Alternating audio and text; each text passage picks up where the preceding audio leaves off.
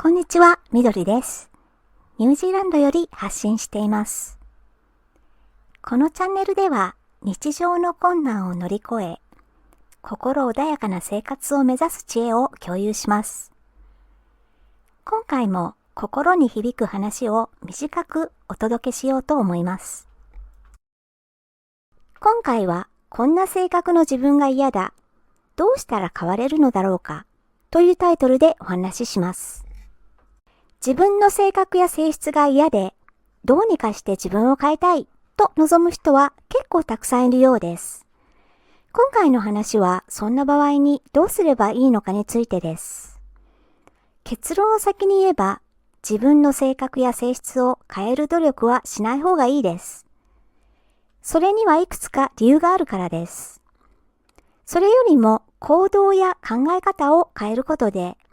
自分の感じ方を変えた方がずっとスムーズにことは進みます。早速詳しく説明します。まず最初にどうして自分の性格や性質を変える努力は避けた方がいいのかについてです。その大きな理由は人の性格とか性質は生まれ持った要素が大きいからです。つまり生まれつきということです。生まれつき与えられたものを変えようと頑張ってもなかなかうまくいきません。膨大な精神エネルギーと多大な時間を費やしても自分本来のものを変えることはほぼ不可能だと言ってもいいです。一生懸命頑張っても期待通りいかずにがっかりするでしょう。すると自己イメージがさらに下がってしまいます。変わるための努力でエネルギーも使い果たして心身ともに疲労困憊状態になります。ひょっとしたら一時的にはうまくいっているように見えるかもしれませんが、長続きはしないものです。自分を変えるために費やした時間と労力の割には得られるものが少ないからです。こんなに頑張ったのにこれだけしか成果が出ないと思えば失望感も大きいです。結局は自分もそのうち疲れてきて挫折することが目に見えています。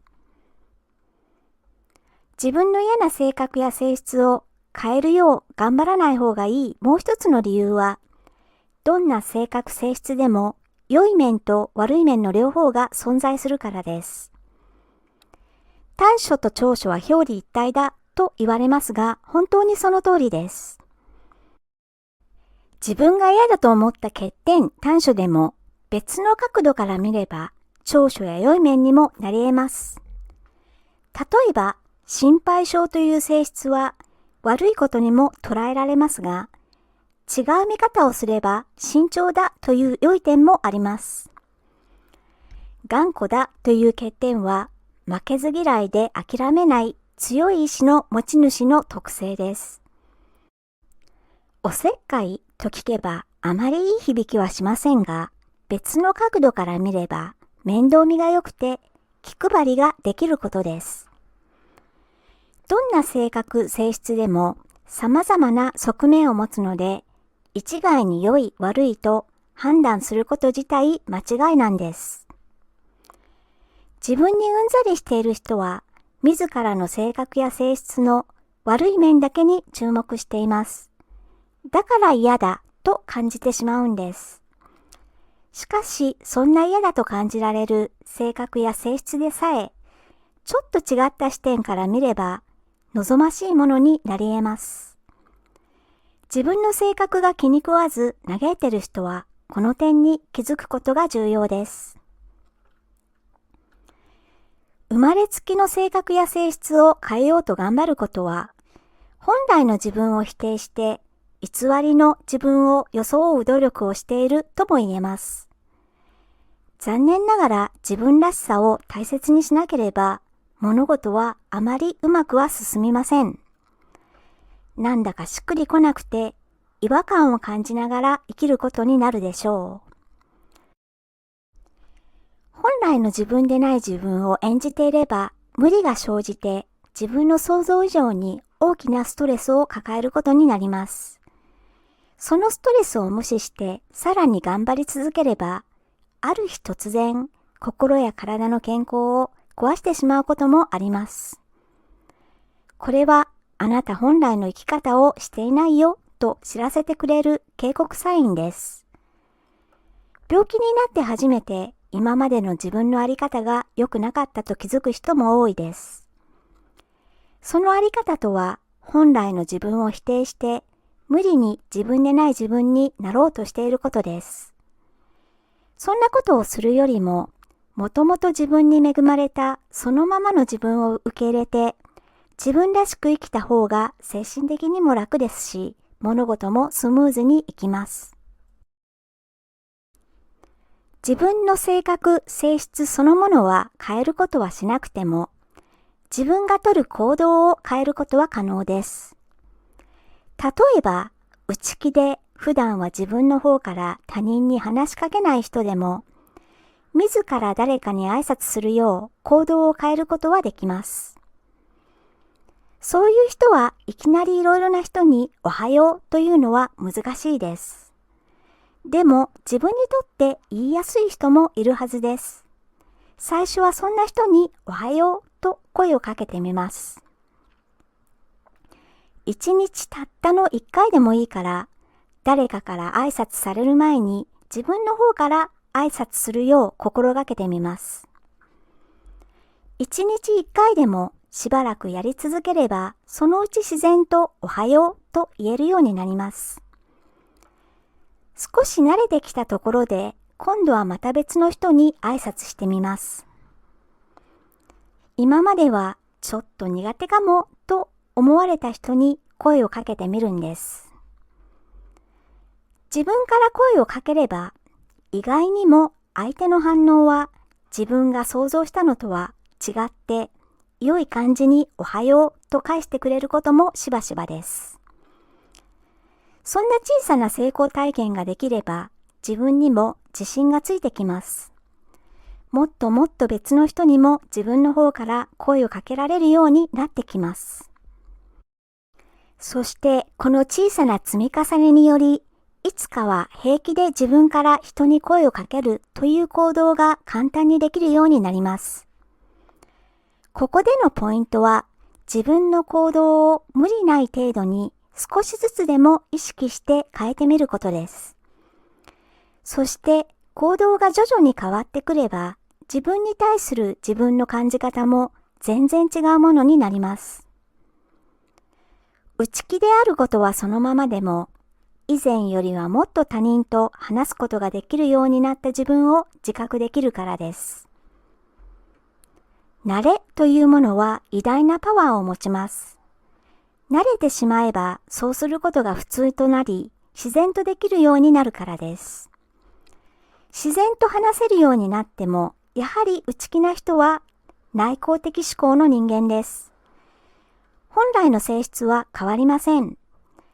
しかし、それでも自分の方から話しかけることができる自分にポジティブな気持ちになれ、自分を肯定する気持ちも高まってきます。要は、性格や性質がどうこうというのではなく、自分が自分に対して良い気持ちになれることが一番大切なことです。そのためには、憧れる性格や性質を持つ人の行動を観察して、その行動を少しでも真似てみるといいです。いきなりその人のやることをそのままそっくりできなくても、自分のできる範囲内でちょっとだけでもやってみることです。そして小さなちょっとを常に意識してやり続ければ、ある日自分は喜びに満ちた驚きを体験できるでしょう。私もあの人と同じようにできるんだと感激する日も来ます。そして自分自身の感じ方もとても良い感じになっています。行動を変えると同時に考え方も変えてみます。今までは自分の短所や欠点を克服しようと必死に考えていたことでしょう。しかしその考えをそちらに向けるのではなく、自分の長所や良い点をさらに磨いていくことを考えて、そちらに力を注ぐことです。自分自身を嫌に感じるのは単なる主観的な感覚によるものです。しかし、第三者が客観的にあなたを見れば、あなたが思うほどあなたはひどい人間ではありません。悪いところもあるでしょうが、良いところも同じだけあるんです。どんなに素晴らしい人でも悪いところが全くない人間はどこにもいません。だから悪いところを正そうとは考えず、良いところをもっともっと良くしようと考えることです。自分の長所を伸ばすことに力を入れて、良い面をどんどん磨いてきます。そのような姿勢になれば、自分の性格や性質を嘆いて悩むこともなくなります。今回の話をまとめれば、自分の嫌な性格や性質を変える努力はしない方がいい。その理由は、その性質性格は生まれつき要素が大きく、どんなに努力しても変えることは難しいからです。その困難なことに膨大な時間と多大な精神エネルギーを注いでも期待する成果は得られないからです。どんな性格、性質でも良い面、悪い面の両方が存在するから、自分の性格、性質の悪い面を強調するのではなく、良い面にも気づくことが重要です。本来の自分でない自分を装ったり演じたりすれば、無理が出てストレス大になり、心身の傾向を損なうことになります。性格性質そのものを変えなくても、行動を少しずつ変えることで、長期的には自分の行動を大きく変えることも可能です。それができれば自分に対する自分の感じ方も随分良いものに変わります。